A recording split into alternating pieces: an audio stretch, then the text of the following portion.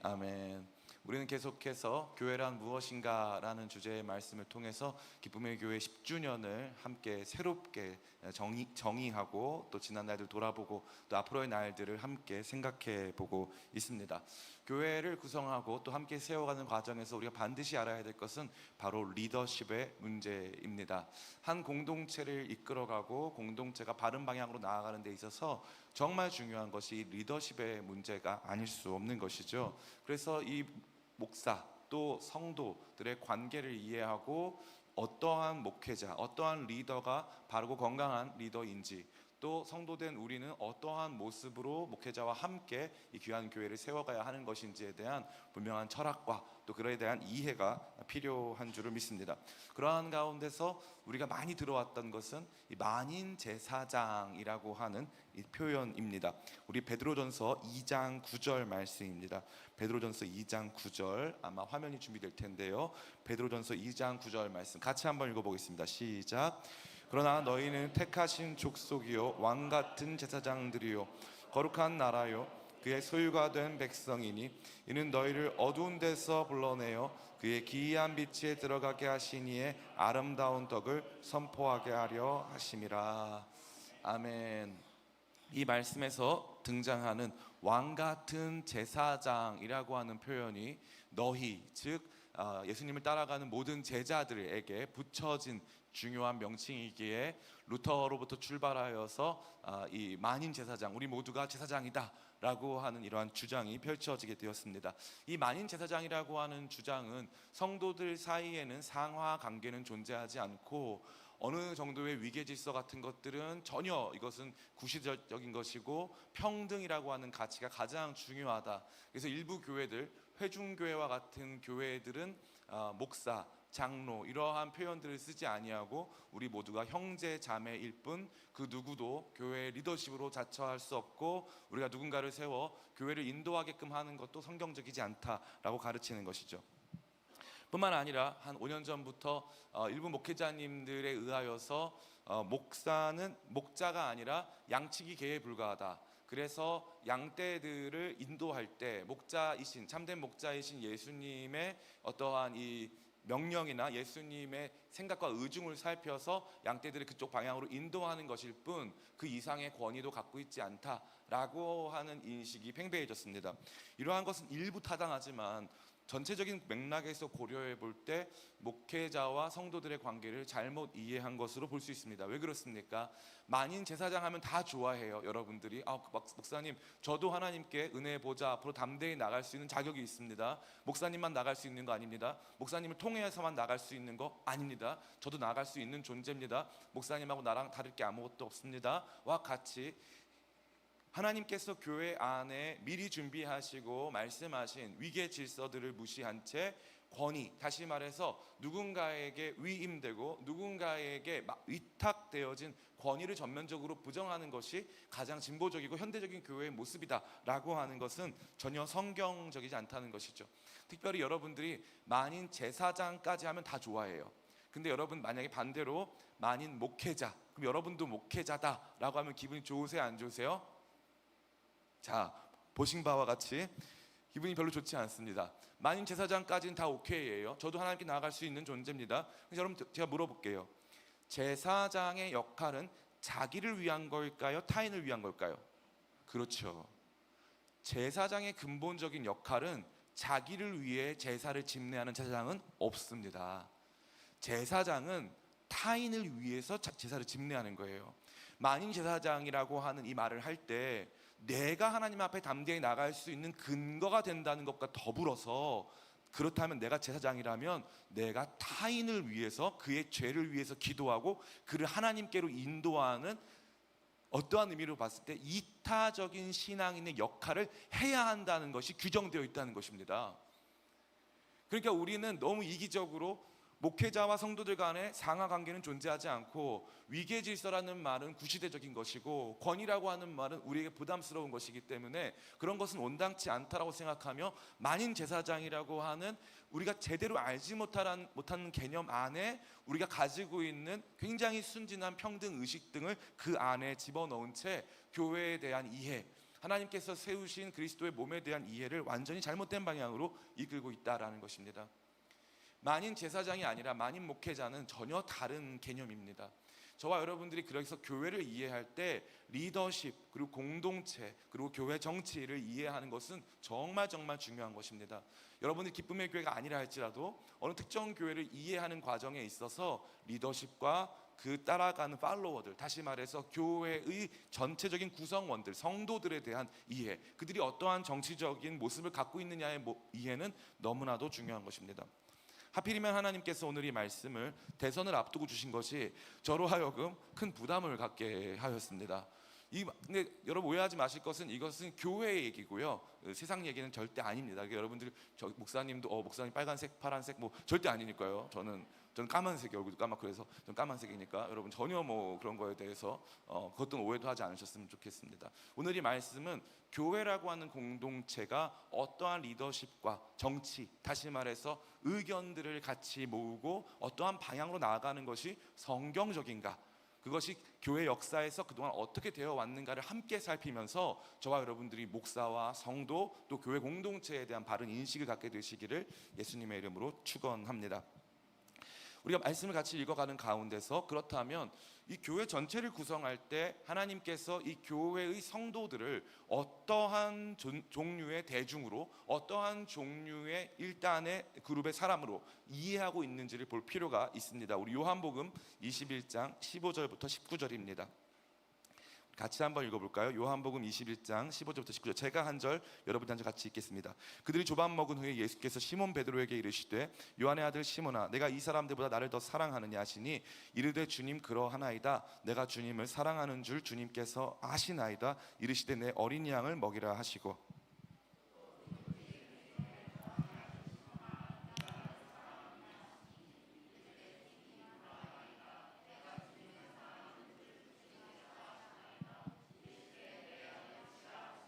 세 번째 이르시되 요한의 아들 시몬아, 내가 나를 사랑하느냐 하시니 주께서 세 번째 네가 나를 사랑하느냐 하심으로 베드로가 근심하여 이르되 주님 모든 것을 아시오매 내가 주님을 사랑하는 줄을 주님께서 아시나이다. 예수께서 이르시되 내 양을 먹이라.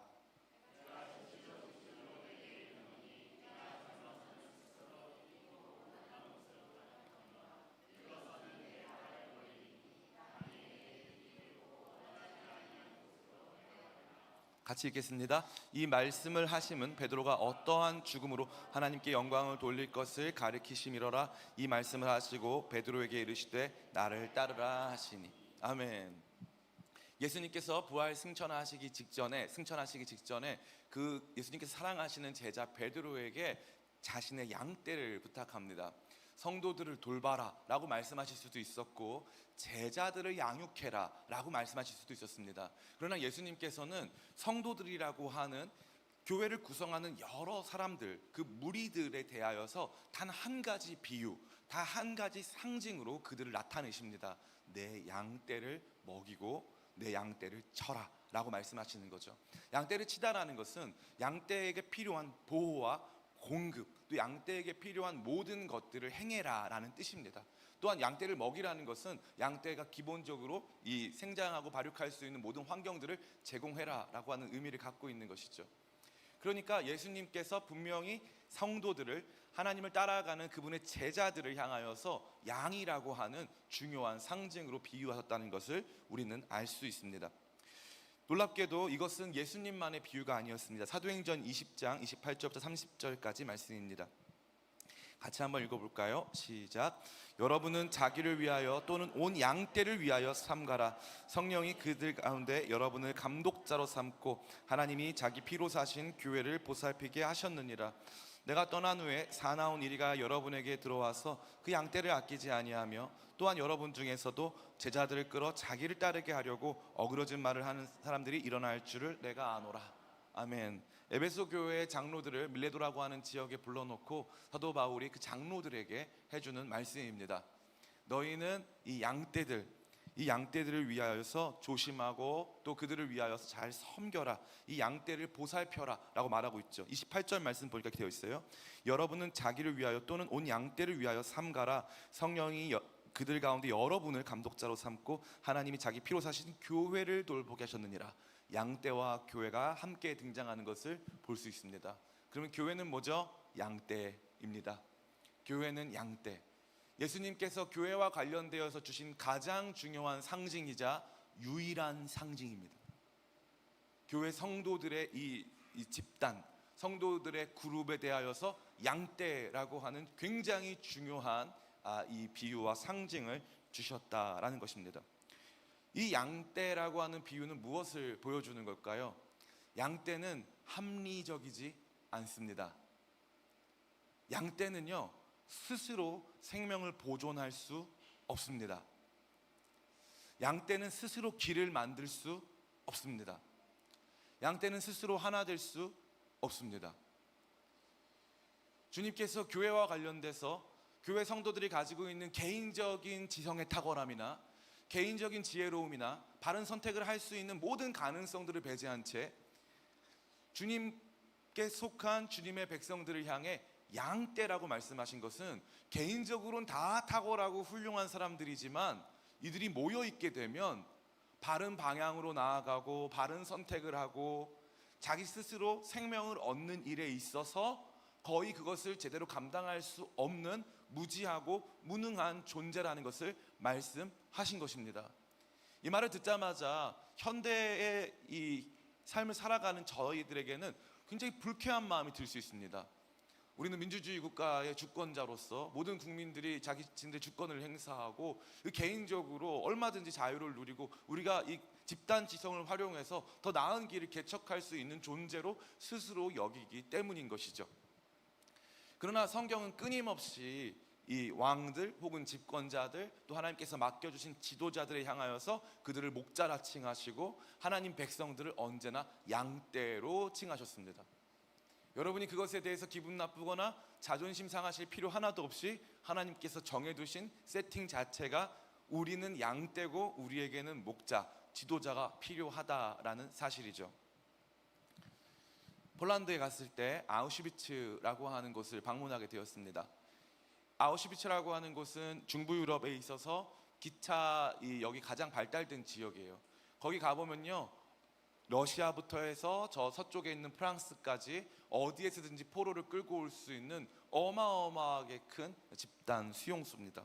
몇 차례에 걸쳐서 증축되어서 수십만 명의 사람들이 같이 생활하고 또 그곳에서 노역을 할 수 있고 또 뿐만 아니라 그들을 처형할 수도 있는 다양한 시설을 갖춘 정말 그야말로 이 포로 복합단지라고 할 수 있는 수준의 한 도시 전체를 이 포로 수용소로 만들었습니다. 독일 사람들은 그들의 탁월한 지성을 자랑했고 그들의 탁월한 지성은 많은 과학적 발견을 이루었습니다. 그들은 철학 면에 있어서도 굉장히 깊이 있었고 사회를 바라보고 이해하는 측면에 있어서도 다른 사람들보다 더 깊이 있게 사회와 인간 또 내면 또 그 가운데 있는 과학, 문명과 기술 이 모든 것들을 발전시켜 왔습니다. 그들 가운데 한 명의 지도자가 나타났습니다. 그는 히틀러였습니다. 히틀러는 점차적으로 조금씩 이 독일 사람들에게 가지고 있었던 그들의 1차 대전 패망 이후의 상실감과 박탈감, 민족적 자긍심의 상실에 침투하여서 그들을 위대한 게르만 민족으로 나아갈 수 있다고 설파했습니다. 그 당시에 진화론적으로 뒷받침되었던 우생학, 다시 말해서 어떠한 종류의 사람들, 어떠한 종류의 이 DNA를 가진 사람들은 남보다 더 탁월하다라고 하는 이러한 생각을 통하여서 우리가 이 유전자를 잘 배합하면 가장 탁월한 인류를 만들 수 있고 그 가장 탁월한 인류가 바로 게르만족이다라고 하는 종류의 말도 되지 않는 유사 과학을 들고 나왔습니다. 이것은 독일 사람들에게 점차적으로 신망을 얻게 되었고 그들은 정치적인 꼼수와 정치적인 전략을 통하여서 독일이라고 하는 한 국가의 지배 정당으로 자리 잡게 되었습니다. 그것이 바로 나치입니다. 나치가 독일을 지배하기 시작하면서부터 독일 교회 역시 나치를 지지하게 되었습니다. 독일의 양심은 사라지고 점차적으로 한 리더와 또 그를 추종하는 수많은 세력에 의해서 주관된 이 나치 정당의 지도하에서 독일은 점차적으로 이성을 잃기 시작한 것입니다. 한 개인으로 봤을 때 그들은 상당히 많은 사람들이 도덕적인 사람들이었고 상당히 많은 사람들이 과학적으로 사고하고 합리적으로 사고하는 사람들이었습니다. 그렇다면 그 민족 전체가 아주 극소수의 예외를 제외하고 그 민족 전체가 왜 그와 같은 참혹한 일을 벌일 수 있었을까요? 대중은 양떼이기 때문입니다. 대중이 모였을 때는 우리는 쉽사리 선동당하고, 대중으로 함께할 때는 바른 길을 찾기가 매우 어렵다는 것입니다. 성경은 그것을 하나님의 백성에게서도 동일하게 적용하고 있는 것입니다.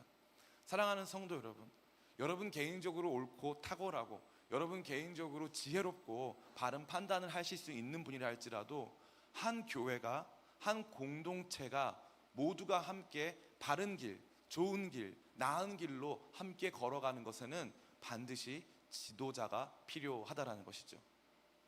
지도자가 있기 위해서는 무엇이 있어야 할까요? 권위, 체계가 있어야 합니다. 누군가로부터 위임되어서 얻게 된 중요한 결정을 결단할 수 있고 실행할 수 있는 권위, 체계가 필요한 것이죠. 오늘날 많은 사람들은 이러한 권위를 불필요한 것으로 여기거나 또 부정적인 것 혹은 필요악으로 여기는 경우도 굉장히 많이 있습니다.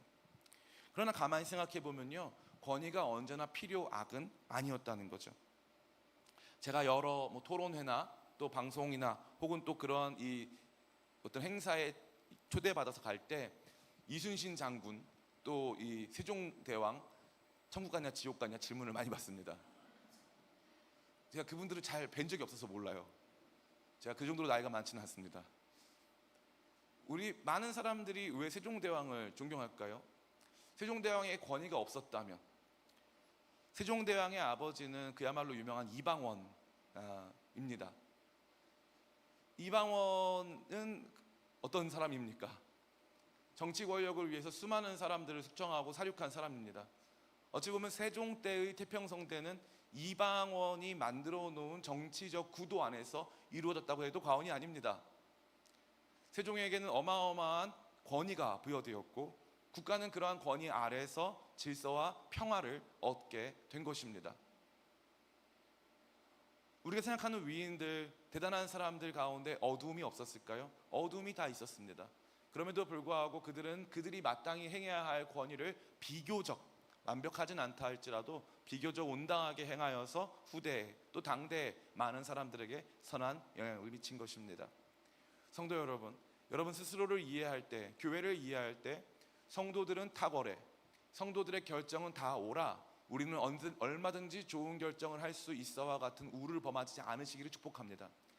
예수님은요, 예수님이 승천하신 이후에 교회를 걱정하시고 또 교회에 대하여서 생각하시면서 베드로에게 내 양을 먹이라 말씀하셨습니다. 특별히 예수님께서 말씀하신 부분 중에 참 감동적인 부분이 있는데, 요한복음 21장 15절에 보니까 이렇게 말하고 있습니다. 요한의 아들 시몬아, 내가 이 사람들보다 나를 더 사랑하느냐 하시니 이르되 주님 그러하나이다. 내가 주님을 사랑하는 줄 주님께서 아시나이다. 이르시되 내 어린 양을 먹이라. 주님의 눈에 여러분은 어린 양입니다. 우리 옆에 같이 바라보면서 고백해 보겠습니다. 어린 양이세요. 네. 상당히 어리십니다, 여러분. 귀엽고 사랑스럽고 어린 양이세요. 어린 양. 예. 저는 뭐 어린 양처럼 안 생겼, 흑염소처럼 생겼는데 어린 양처럼 생기진 않았어도 다 어린 양입니다. 개인적으로 가만히 생각해 보면 그 안에 아직 다 성숙하지 못하고 아직 세상이 뭔지, 인생이 뭔지, 삶이 뭔지에 대해서 여전히 고민하는 우리 모두 다 어린 양입니다. 주님께서는 베드로에게, 주님의 제자에게, 가장 사랑하셨던 제자에게, 또 주님께서 이 지도자로 인도하시는 이 베드로에게 교회를 향하여서 어린 양이라고 표현하십니다. 아무것도 모르는 어린 양, 약하디 약한 어린 양, 교회는 약하다라는 것을 말하고 있습니다. 그렇습니다. 성도 여러분, 교회를 이해할 때 여러분이 봐야 될 것은 우리 교회는 약하다라는 것입니다. 금방 흩어질 수 있고, 금방 잘못된 선택을 할 수 있고, 금방 싸울 수 있고, 금방 멀어질 수 있는 게 우리 자신이다라는 것을 이해할 필요가 있는 것입니다. 약하기 때문에 소중한 것입니다. 약하기 때문에 소중한 거예요. 약하니까 그만큼 많은 보호가 필요한 것이고, 약하니까 그만큼 많은 관심, 그만큼 많은 이 어떤 에너지가 투여된다라는 사실입니다. 저는 동물들을 너무나 좋아해요. 정말 동물 사랑은 저만큼 좋아하는 사람이 없을 거예요. 동물들 너무 사랑하는데 너무 보면은 새끼 동물들 보면요 무해해. 아무런 누군가한테 해를 줄 수가 없고 얼마나 사랑스럽습니까? 그죠? 얼마나 사랑스러워요. 그러니까 어떻게 해야 돼요? 보호해야 돼요.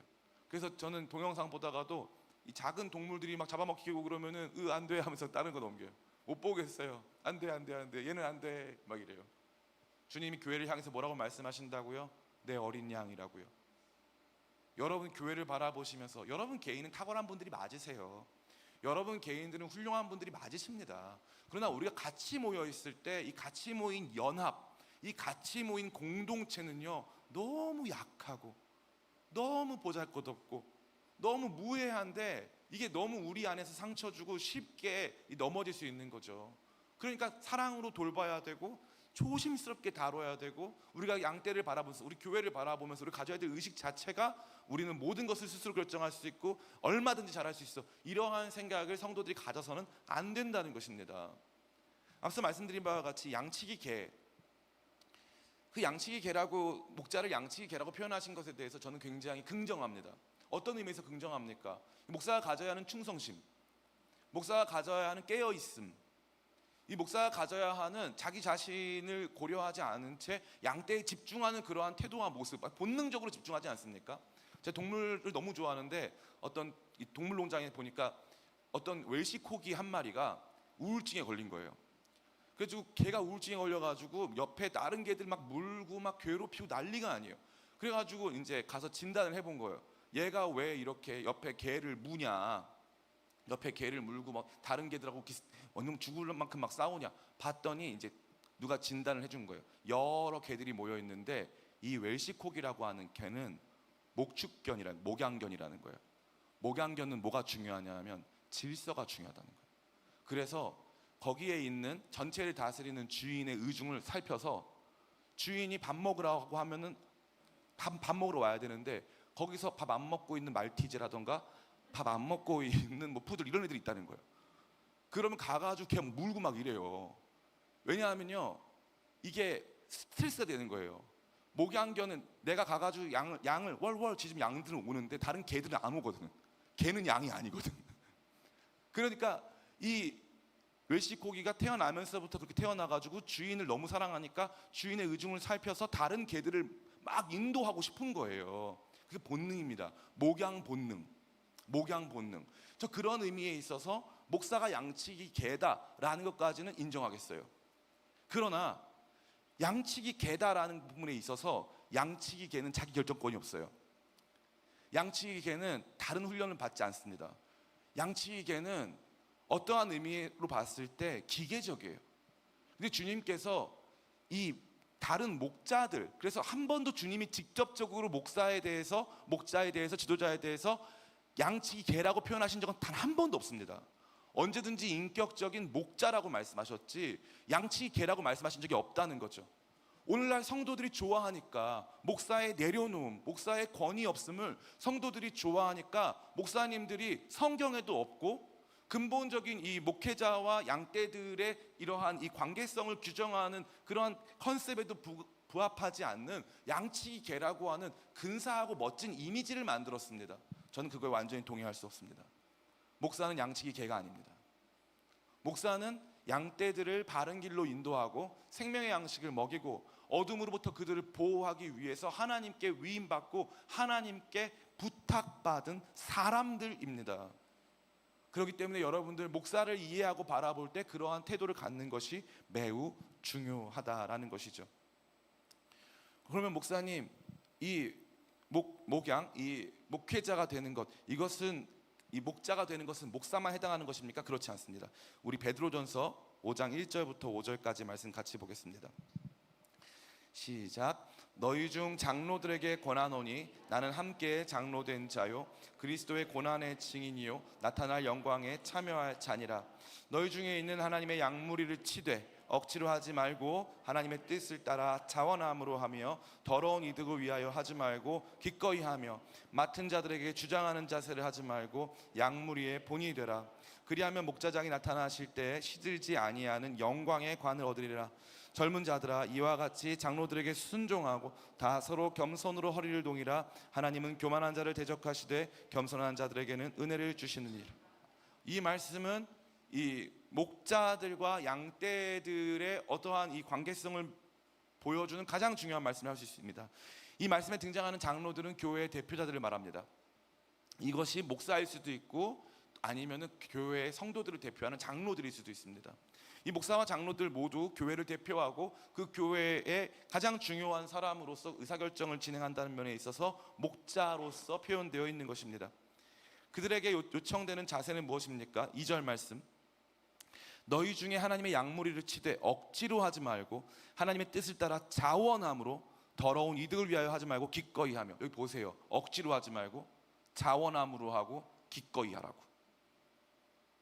억지로, 자원함, 기꺼이, 거룩한 자발성을 가지고 양떼들을 돌보라는 거죠.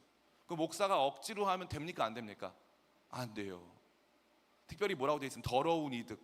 이 더러운 이득은 뭐냐면요, 이 양떼들을 은혜 가운데 이끌고 하나님 만나는 사람으로 만들기 위한 것이 아니라 자기 먹고 살기 위해서, 또 아니면은 더 많은 것들을 누리기 위해서, 아니면 자기 자신이 더 높은 곳에 오르기 위해서 양떼들을 이용하는 것은 절대 온당치가 않다라는 거죠.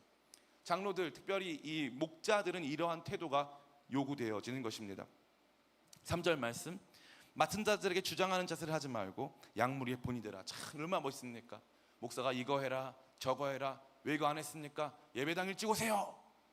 제가 꼭 하고 싶은 말이지만 주장하는 자세를 하지 않고 먼저 와서 여기 앞에 앉아 있습니다. 양무리의 본이 되라. 명령하고 규칙을 세워서 안 하면은 왜 안 했냐, 그거 빨리 해야 되는 거 아니냐. 저는 목사로서 사실 저도 그러한 충동을 느낄 때가 많이 있어요. 예배당이 더운데 왜 에어컨 안 틀었어, 왜 이거 안 했어 할 때, 하고 싶을 때가 있어요. 그럴 때가 많이 있습니다.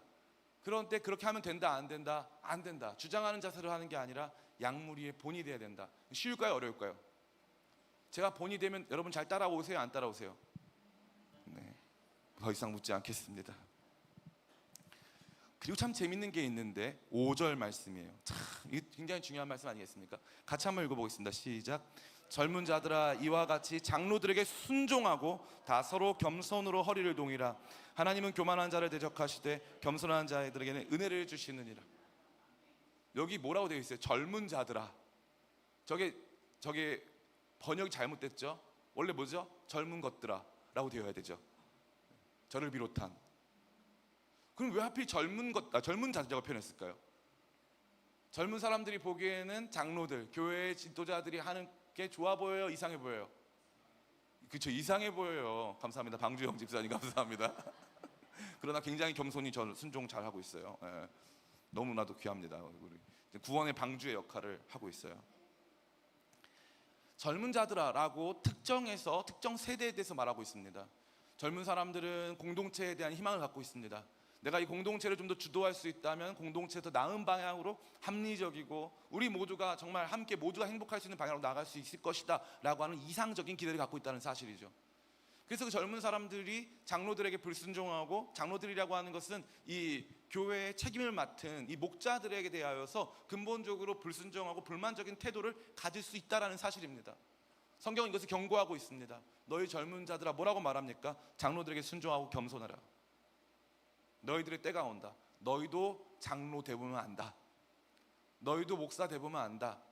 그래서 제가 늘 하고 싶은 말은, 여러분 진짜 교회가 어떤 곳인지 하루만 목사 체험, 1일 목사 체험 돌아가면서 했으면 좋겠어요.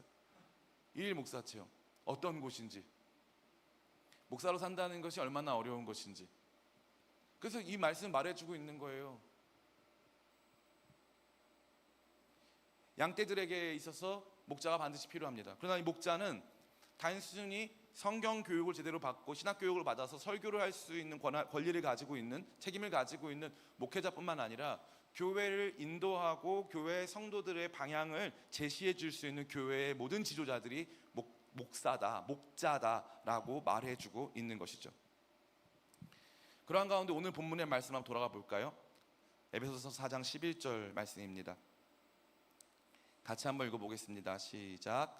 그가 어떤 사람은 사도로, 어떤 사람은 선지자로, 어떤 사람은 복음 전하는 자로, 어떤 사람은 목사와 교사로 삼으셨으니 12절 이는 성도를 온전하게 하여 봉사의 일을 하게 하며 그리스도의 몸을 세우려 하심이라. 아멘. 이 말씀은 은사와 직분에 대한 말씀인데 로마서나 고린도 전서에 등장한 것과 매우 다릅니다.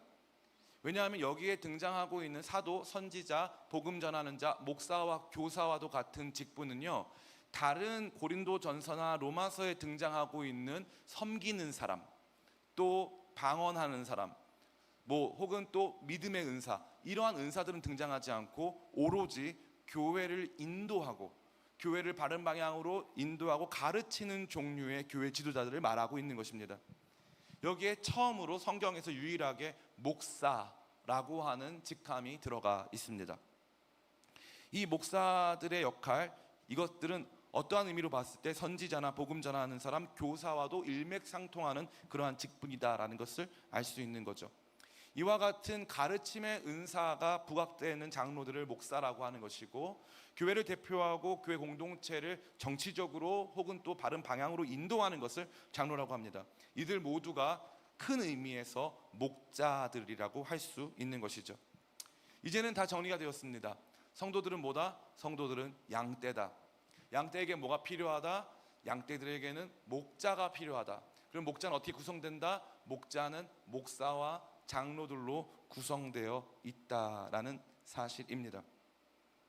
이러한 가운데서 이 목사와 장로들을 중심으로 한 교회의 리딩 그룹, 교회를 이끌어가는, 교회를 목양하는 이 그룹에 대하여서 주님께서는 여기에 권위를 두게 하셨고, 이 권위 아래 순종하고 또 겸손하게 행하면서 그들의 결정과 그들의 인도함을 정말 순종적으로 따라갈 것을 말씀하고 계신다는 것입니다.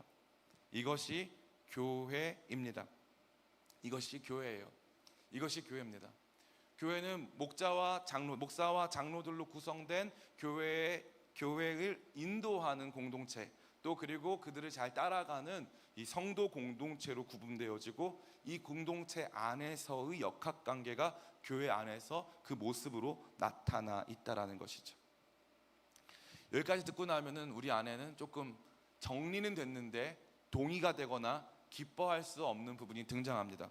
목사님, 그러면요, 목사님이 인도하는 대로 다 따라가야 되고 순종해야 됩니까? 네, 너무 좋죠? 목사님이 다 따라가야 돼요. 순종하셔야 됩니다. 그게 맞아요.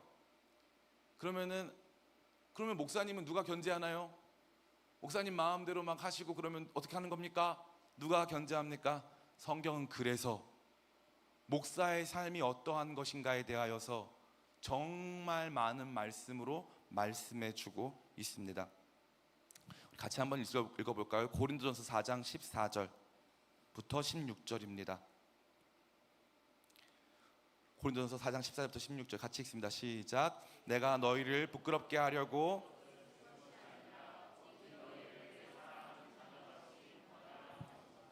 그리스도 안에서 1만 스승이 있으되 아버지는 많지 아니하니 그리스도 예수 안에서 내가 복음으로써 너희를 낳았음이라.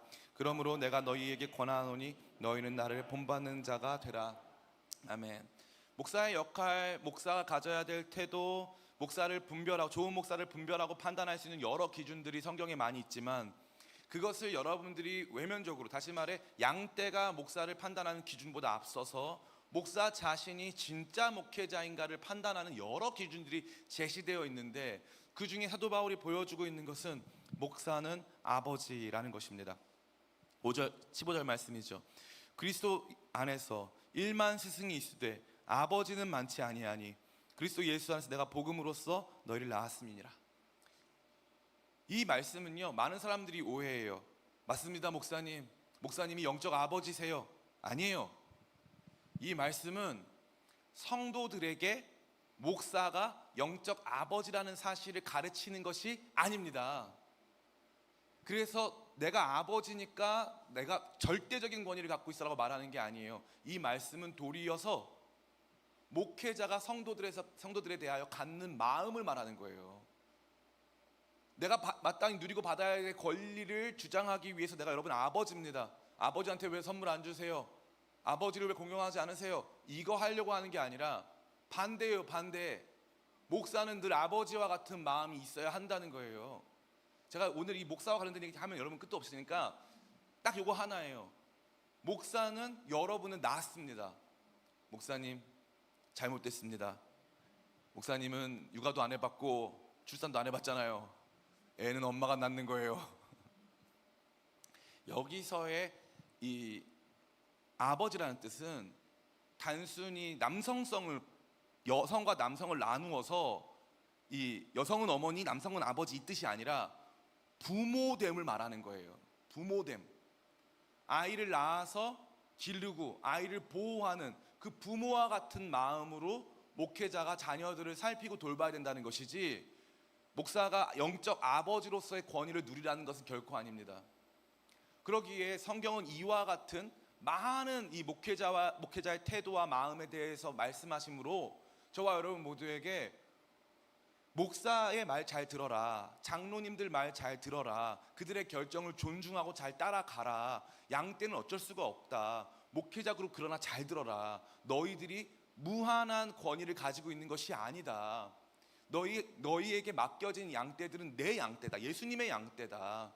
이 양떼를 칠 때 정말 억지로 하면 안 되고 기쁜 마음으로 해야 하고, 이 양떼를 칠 때 양무리의 본이 되어야 하고, 주장하는 자세로 하려고 하면 안 된다. 특별히 뭘로 해라? 아버지 마음으로 해라 라고 말씀하고 있는 것입니다. 오늘 말씀 정리이 다예요. 성도들은 양떼다. 목사와 장로들은 양떼를 인도하는 지도자들, 목자들이다. 이러한 목자들에게는 권위가 있다. 이 권위를 잘 순종하고 따라가야 하는 책임이 또 양떼들에게 있다. 그러나 이 권위는 견제받지 않는 권위, 또 무소불위의 권위가 아니라, 이 권위는 하나님 앞에서 나는 정말 더러운 이득을 위해서가 아니라 기꺼이 자원하는 마음으로, 사랑하는 마음으로, 아비의 마음으로 이 일들을 하고 있는가, 날마다 우리 자신을 평가하고 또 우리가 양무리의 본이 되어서 더 예수 잘 믿는 사람으로 서 있는가에 대해서 날마다 질문하게 하며 하나님 앞에서 견제받고 하나님 앞에서 우리 자신을 돌아보게끔 하는 내용을 담고 있다는 사실이죠. 사랑하는 성도 여러분, 이것이 가장 아름다운 교회의 모습입니다. 목사는 주님의 어린 양인 성도들을 아비와 같은 마음으로 사랑하고, 또 목사는 동시에 우리의 큰 목자장 되신 예수님을 따라가며 그 예수님께서 걸어가신 그 길을 걸어가면서 예수님께 평가받고 예수님 앞에서 우리 자신을 돌아보는 그 건강한 교회가 세워져야 하는 것입니다. 우리는 지난주에 기쁨의 교회 10주년을 기념하면서 반환점이라고 하는 말씀을 같이 들었습니다. 기쁨의 교회는 반환점을 돌았습니다. 반환점을 돌고 다시 새로운 10년을 향해서 나아가게 됐다는 거죠. 그럼 기쁨의 교회는 이제 뭐가 필요할까요? 바른 공동체가 필요합니다. 바른 공동체를 세우기 위해서는 공동체에 대한 바른 인식이 필요합니다. 우리는 누구인가? 우리는 탁월한 지성인들이며 우리는 뭐든지 우리 마음대로 결정할 수 있고, 우리가 옳다고 하고 다수결 통과되면 모든 것들이 다 정당하고 합법적인 그러한 사람들인가? 아니면 우리는 우리끼리 모여 있을 때 하나님의 뜻을 분별할 수 없고 하나님께서 원하시는 길을 알 수 없는 어린 양떼에 불과한 것인가? 보호받고 인도함 받고 공급받아야 하는, 늘 우매하여서 우리 길을 알 수 없는 그런 공동체가 우리인가? 얼마나 쉽게 나뉘어지고 얼마나 쉽게 다투고 얼마나 쉽게 마음 상하고 얼마나 쉽게 지칠 수 있는 공동체인가? 우리 자신에 대한 양떼라는 인식을 다시 한번 가져야 할 줄 믿습니다. 이것은 자기 비하가 아닙니다. 이것은 자기 객관화입니다. 교회의 자기 객관화. 우리는 양떼다. 우리에게 뭐가 필요하다? 우리에게 목자가 필요하다. 그 목자들은 누구다? 목사만 목자다? 아니에요. 장로들도 목자다. 장로들도 목자다. 주님께서 양떼들에게 뭘 요구하십니까? 너희 젊은 자들아, 장로들에게 순종해라. 목회자들에게 순종해라. 이 순종이라고 하는 가치 안에서 이 위계 질서, 교회 안에 있는 이 위계 질서 안에서 교회는 운영되어지고 교회는 주님의 모습으로 닮아가는 것입니다. 많은 분들이 저에 대해서 우려해 주고 계신 것을 저는 알고 있어요. 제가 지난주 설교 때 9월에 있을 제시님에 대해서도 말씀드렸고 했어요. 어떤 분들은 저한테 말해요. 성도들은 가만히 있으면 그런 거에 대해서 놀라지도 않을 것이고 목사님이 알아서 판단해서 나중에 혼자 알아서 하면 될 거를 왜 성도들에게 나누느냐. 기쁨의 교회는 원래 있던 교회가 아닙니다. 기쁨의 교회는 개척한 교회예요. 그러니까 새로 시작한 교회라는 거죠.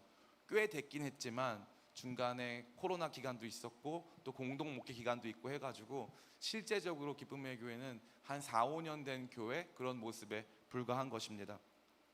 기왕에 예수 믿고 살아가면서 교회가 뭔지는 좀 알아야 되지 않을까, 또 목회자가 뭔지에 대해서 지나친 악마화나 지나친 이상화는 필요 없다. 목사가 가는 길, 또 그 목사와 함께 교회를 세워가는 이 여정 속에 성도들은 성경이 목사를 어떻게 규정하고 양떼를 어떻게 규정하는지 반드시 알아야 한다는 것이 제 생각입니다. 이것을 몰라서는 안 돼요.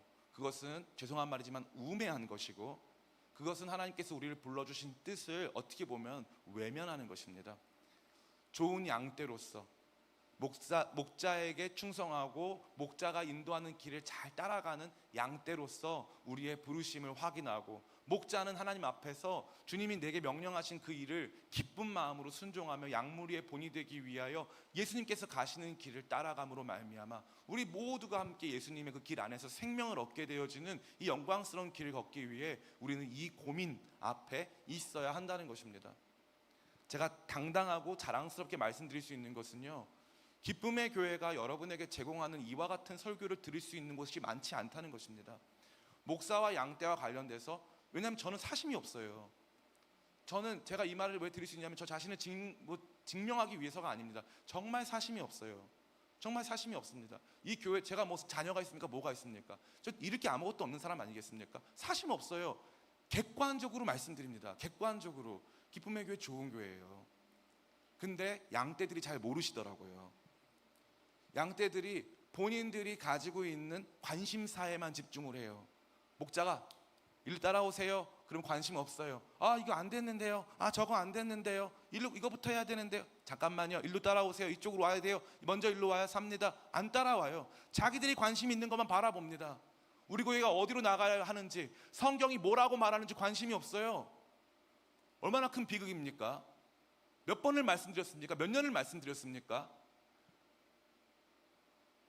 이렇게 좋은 교회가 어디 있습니까? 이렇게 좋은 공동체가 어디 있습니까? 제가 여러분에게 어떤 주장하는 자세를 보였죠? 제가 언제 여러분을 윽박지르던가요? 제가 언제 여러분에게 화를 내고 언제 여러분들에게 이거 하지 마라 저거 하지 마라 명령하던가요? 저는 늘 말씀드렸어요. 이게 교회고 이게 목자고 이 안에 이러한 정신이 있어야 한다. 늘 말씀드렸습니다. 여러분, 기쁨의 교회를 자랑스러워하시길 축복합니다. 그러한 가운데서 우리 자신에 대한 객관적 자의식, 우리는 양떼다.